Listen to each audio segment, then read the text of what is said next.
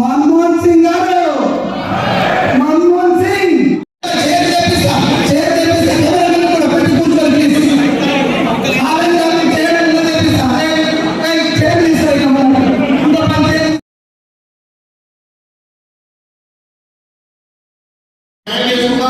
మీరు వాళ్ళందరూ వీళ్ళందరూ అనకండి. ఎందుకంటే వాళ్ళందరూ మనం ఏం పని చేయము అని కండిషన్ వాళ్ళు జాగ్రత్తగా తీసుకుంటారు. నిజామాబాద్ జిల్లాతో ఉన్నటువంటి అనుబంధం తెలియదు కాబట్టి ఈ గతంలో శాస్త్రం సభ్య ఎదుర్కొందో ఉమ్మడి కర్నూలు జిల్లా వాస్తవ్యం అయినప్పటికీ కూడా ఉమ్మడి కర్నూలు జిల్లాతో బాగా నిజామాబాద్ జిల్లా కూడా ఎదుర్కొందో నన్ను సమవాటిగా భావించి మన శాస్త్రం సభ్య కావడానికి ఎదుర్కొందో ఈ స్థాయిలో నిలబెట్టడానికి కారణం మన నిజామాబాద్ జిల్లా చెందిన పట్టభద్రులకు ఎందరిలో ప్రేమ అభిమానంతో ఎన్నికల్లో గత 6 సంవత్సరాల కాలం శాసన మండలిలో ఏకైక శాసన మండలి సభ్యుడిగా కాంగ్రెస్ పార్టీ యొక్క నాయకత్వాన్ని రాష్ట్ర ఎన్నికల్లో టీఆర్ఎస్ పార్టీ చేస్తున్న అరాచకాలని పట్టుకుంది. వాళ్ళు ఎదిరించే విధంగా వాళ్ళు ఏ విధంగా కాంగ్రెస్ కార్యకర్తలు అంచనా కొట్టాలని కాంగ్రెస్ కార్యకర్తలకు అండగా నిలబడడం నాకు బాధ్యత పోలేదు. వాస్తవానికి తెలంగాణ రాష్ట్ర ఏర్పాటు ఉద్యమంలో తెలంగాణ రాష్ట్ర ఏర్పాటు విషయంలో యుద్ధం చివరి రాగా విద్యార్థులు రైతాంగం రైతులు అందరికీ ఎదుర్కొందో మన స్వయం పాలనతోని మన ఆర్థిక ఫలాలు పొందడంతో చెప్పి బాగుంటుంది. గడిచే దశాబ్ద కాలం ఉమ్మడి రాష్ట్రంలో తలపెట్టేటువంటి అభివృద్ధి మినహా గడిచే దశాబ్ద కాలం ఏ విధమైన అభివృద్ధి చేయబడకపోవడమే కాకుండా ఉద్యోగ నిరుద్యోగం సంబంధించి ఉద్యోగాల కల్పనలో నిర్లక్ష్యం చేయడం గడిచే దశాబ్ద కాలం తెలంగాణ రాష్ట్రంలో కనీసం 50 ఉద్యోగాలు కల్పించలేకుంటే రాష్ట్రంలో తమిళ ఏర్పడాయి. సంవత్సర కాలంలో రేవంత్ రెడ్డి గారు ముఖ్యమంత్రిగా బాధ్యత చేపట్టి తదుపరి 55,000 ఉద్యోగాలు కల్పించడము ఈ దేశ చరిత్రలో ప్రధానమైన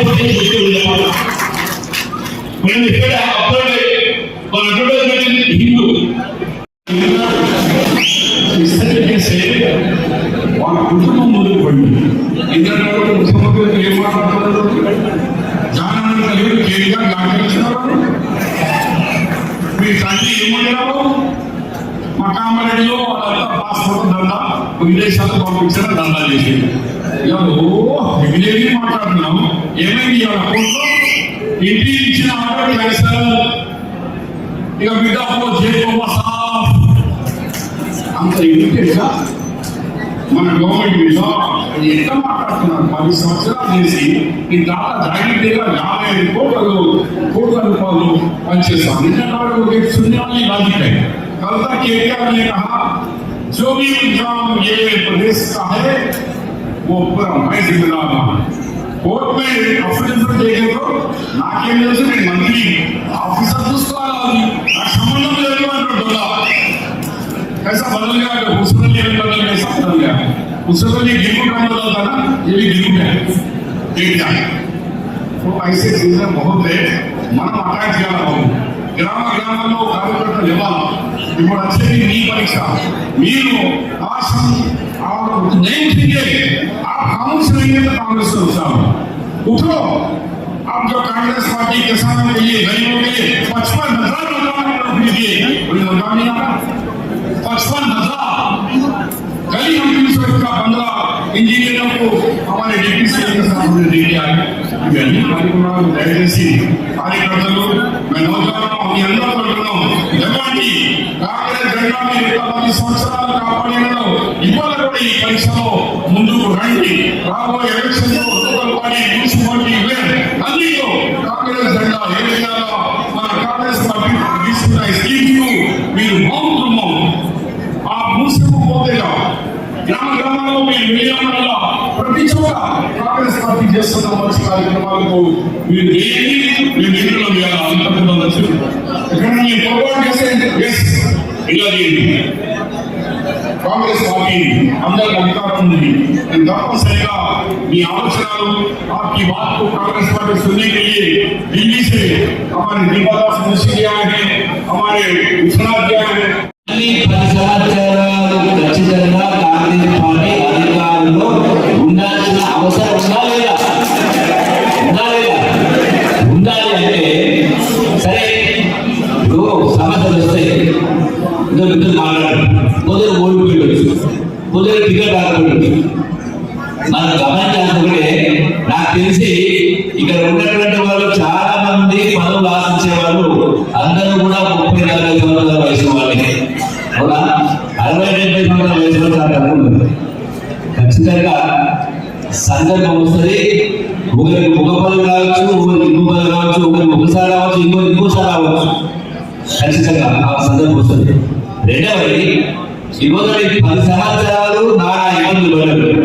సరే, కొన్ని నియోజకవర్గాల్లో కాంగ్రెస్ పార్టీ గెలిచి, కొన్ని నియోజకవర్గాల్లో బీజేపీ గెలిచి, అయినా కూడా నిజంగా ఏ పట్టుదలతోటి కాంగ్రెస్ పార్టీ అధికారానికి వచ్చిందో అదే పట్టుదలతోటి రేపు రాబోయే స్థానిక సంస్థ ఎన్నికల్లో ఎందుకంటే మిమ్మల్ని కూడా మీకు కూడా పదవులు తేవాల్సిన పదవులు రాపే ఉంది.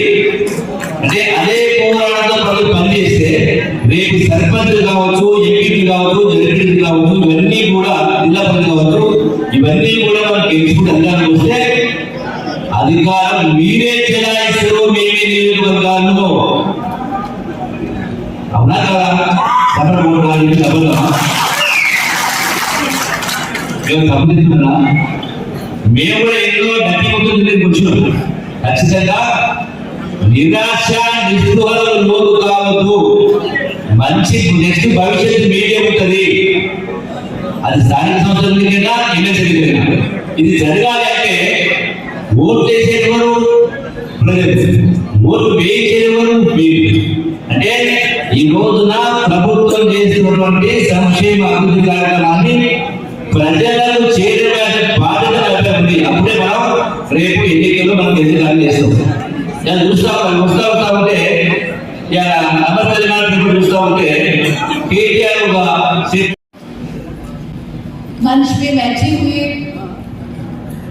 हमारे आदरणीय अध्यक्ष महेश गौड़ जी, हमारे इंचार्ज प्रेसिडेंट मोहन रेड्डी जी, जिनके इशारे पे आज हम लोग इस मीटिंग कर रहे हैं, हम लोग आए हैं, और हमारे कार्यकर्ता, मैं सबसे पहले एक बात कहना चाहती हूँ. हमारी कांग्रेस पार्टी में आप लोगों ने सुना है, देखे हैं, पार्लियामेंट में हमारे देश के होम मिनिस्टर अमित शाह जी ने क्या बोला. उन्होंने 3 बार अम्बेडकर जी का नाम लिया और कहा कि जितने बार अम्बेडकर जी का नाम लेते हैं उतने बार अगर भगवान का नाम लेते तो आपका स्वर्गवास होता. हम लोग लोकसभा चुनाव से पहले ये बात कही थी. हमारे पार्टी के लीडर खाटी जी, राहुल जी, सोनिया जी, प्रियंका जी, सभी लोगों ने ये बात कहा था कि संविधान, भारत के संविधान खतरे में है. आप देखिए, हम देश के होम मिनिस्टर यही बात बोल रहे हैं. उनसे सीखना नहीं है.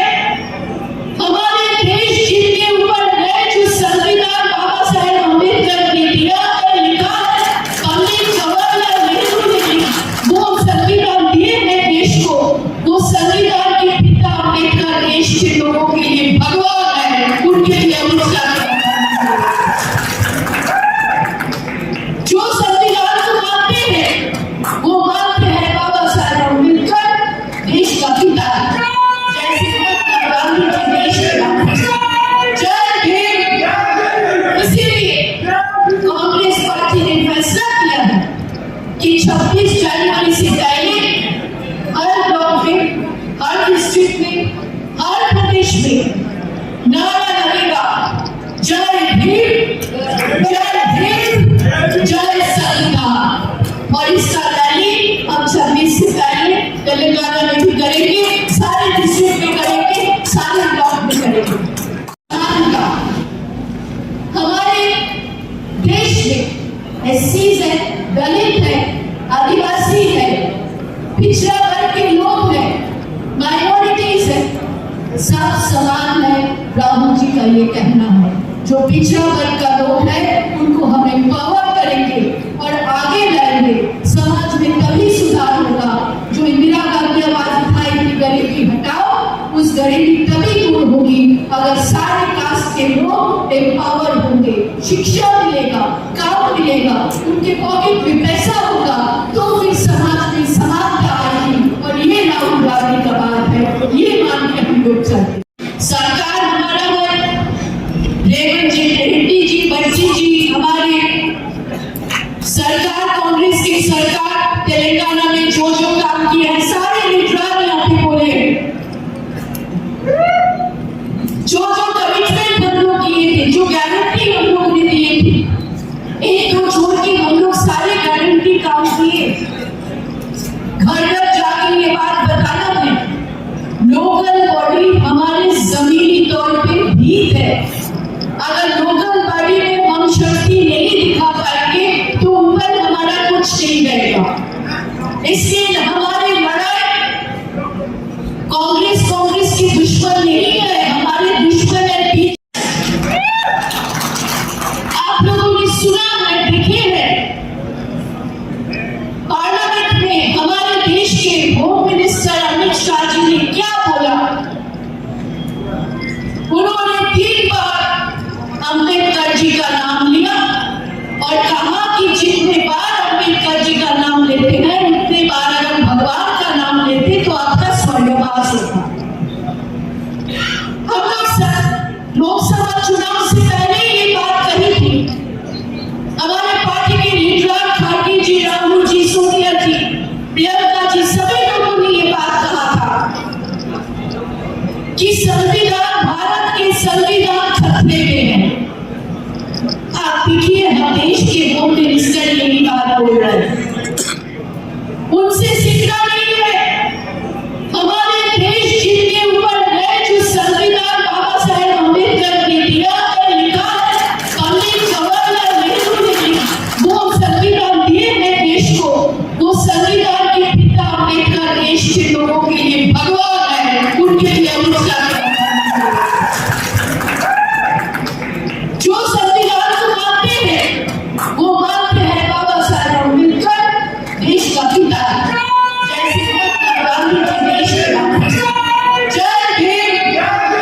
इसीलिए कांग्रेस पार्टी ने फैसला किया है कि 26 जनवरी से पहले हर ब्लॉक में, हर डिस्ट्रिक्ट में, हर प्रदेश में नारा लगेगा, जय भीम, जय भीम, जय संविधान। और इसका रैली हम 26 से पहले तेलंगाना में भी करेंगे, सारे डिस्ट्रिक्ट में करेंगे, सारे ब्लॉक में करेंगे। कार्यकर्ता समावेश పెట్టిన ప్రతి స్వరంతో చెప్పే మాట, మీ వల్లే మేము, మీ వల్లే కాంగ్రెస్ పార్టీ జిల్లాలో ఉందన్నా, మీ వల్లే రాష్ట్రంలో కాంగ్రెస్ పార్టీ గెలిచింది, రేవంత్ రెడ్డి ముఖ్యమంత్రి అయినా, డిప్యూటీ సీఎం కాబట్టి విక్రమార్క అయినా, మేమందరికీ పదవులు వచ్చినాయి మీ కార్యక్రమం వల్లే। 10 ఏళ్ళు మీరు పడ్డ శ్రమ, మీరు పడ్డ బాధలు, మీరు పడ్డ హింస, మీ ఓర్పుతోనే ఇవాళ రాష్ట్రంలో కాంగ్రెస్ పార్టీ అధికారంలోకి వచ్చింది। మీ అందరూ కూడా మీకు పెద్ద బాధ్యత, అది బాధ్యత కానీ మీరు సర్వకాలంలో గుర్తుపెట్టుకోవాలి। మీరు సర్వం ఎప్పుడో కాదు, స్థానికంగా నాయకులందరినీ కలుపుకుంటే మీరు సర్వం అవుతారు, ఫలితాలు వస్తాయి। ఫలితాలు వస్తేనే మీకు పేరు మీద మాట్లాడుతున్న అమలు చేస్తాం। కాంగ్రెస్ పార్టీ ఏ ఒక్కరి మీద నడవదు, ఏ ఒక్కరి అధికారంలో ఉండదు। అది నియోజకవర్గమైనా రాష్ట్రమైనా ఏఐసిసి అయినా అదైతే వల్లే కాంగ్రెస్, కలిసి ఉంటేనే కాంగ్రెస్, కలిసి నిర్ణయం చేస్తేనే కాంగ్రెస్. అది నియోజకవర్గం స్థాయిలో కావచ్చు, జిల్లా స్థాయిలో కావచ్చు, రాష్ట్ర స్థాయిలో కావచ్చు. ఇవాళ రాష్ట్రంలో అధికారం నడుస్తా ఉంది.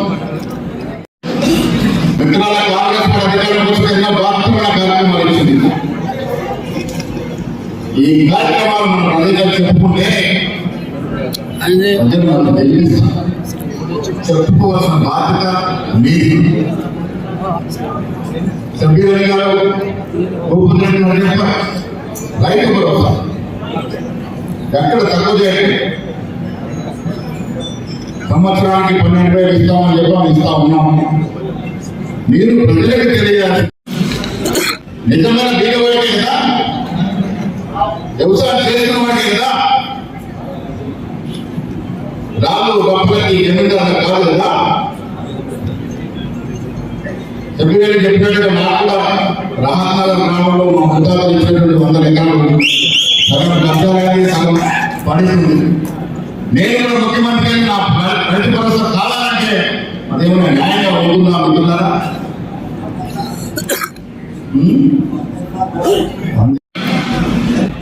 రైతు భరోసా అదేవిధంగా రుణమాఫీ 2,00,000 రుణమాఫీలు దాన్ని సాఫీగా జరిగే విధంగా ఏ చర్యలు తీసుకుంటే బాగుంటుందో మంత్రులందరితో చర్చించి తీసుకునే ప్రయత్నం చేస్తాం. కారణం ఏంటంటే ఈ ప్రభుత్వం మీకోసం వచ్చింది. కేసీఆర్ కుటుంబంగా మహేశ్వర కుటుంబాలకు, సుదర్శన కుటుంబాలకు ఇంకో కుటుంబం బాగుపడడం రాలేదు. 10 ఏళ్ల క్రితం తెలంగాణ ఎందుకు తెచ్చుకున్నాం? మన ఉద్యోగాలు మనకు వస్తాయని కదా, మన పాట మనం సాధించుకుంటామని కదా, మన నీళ్లు మనం సాధించుకుంటామని కదా. ఏం జరిగింది 10 ఏళ్ళలో? ప్రభుత్వం మా ఊరు కూడా సోదరి గౌరవిస్తాం. నేను మీ ద్వారా మొదలుగారు 2014లో మీ ఆర్థిక స్థితిగతి ఏమిటి, 2024లో మీ శ్రీమంతం ఏమిటి? లెక్క ఉందా? వేరే చేసుకుంటే లెక్క తేలుగా ఎక్కడికి వచ్చింది సొమ్ము? ప్రజాస్వామ్యం 10 ఏళ్లలో కేసీఆర్ కుటుంబం, కేసీఆర్ గుడుగులకు వైపు, బిడ్డలకు వైపు, అన్నులకు వైపు ఈ రాష్ట్రాన్ని యథేచ్ఛగా దోచుకున్న మాట వాస్తవం కాదా? ఇది ప్రజలకు తెలిసే కదా వాళ్ళ ఇంటికి పంపిస్తున్నారు. మీ దోపిడీ ఎక్కువైందని కాంగ్రెస్ పార్టీ అధికారంలోకి వస్తే మీ దోపిడీ ఆలోచనే కదా మనకు అధికారం ఇస్తున్నారు. 63 సీట్లు వస్తే కేసీఆర్ 39 సీట్లు ఇచ్చారు. ప్రతిపక్ష హోదా ఇచ్చారు. ఫామ్ హౌస్ కే పరిమితమైన కేసీఆర్ గారికి వాళ్ళ ప్రతిపక్ష హోదా అవసరమా అని అడుగుతా ఉన్నాను. ప్రజల సొత్తుతో నడిచే ప్రతిపక్ష హోదా మీకు అవసరమా? ఒక్క రోజు కూడా మీరు ఫామ్ హౌస్ బయటకు రారు కదా, ప్రజలకు కూడా వినరు కదా. వర్షాలు వానాలు పడి నానా ఇబ్బందులు పడితే ఒక్కరోజు వచ్చి భరోసా పాపం పోలేదు కదా. మీరు కావాల్సిన ఫామ్ హౌస్ కే వస్తలేదా? లేక మీ కొడుకు మీ అల్లుడు మీరు ఫామ్ హౌస్ లో బంధించినాడా? ఏదో ఒకటి ప్రజలకు స్పష్టత వాసం అవుతుందని మాట్లాడుతున్నాం. ప్రజలు మీకు 39 సీట్లు హోదా ఇచ్చారు. ఎక్కడ హోదా నిర్వహించలేదు. మీ అల్లుడు కొడుకేమో ప్రజా సంక్షేమంలో కార్యక్రమాలు చేసిన కాంగ్రెస్ పార్టీని రోజు ఆడిపుచ్చుకుంటూ అబద్ధ ప్రచారం చేస్తా ఉన్నారు. సోషల్ మీడియాని నైతికంగా వాడుతూ ఉన్నారు. 56,000 ఉద్యోగాలు, ప్రభుత్వ ఉద్యోగాలు 11 మాసాలు ఇచ్చారు.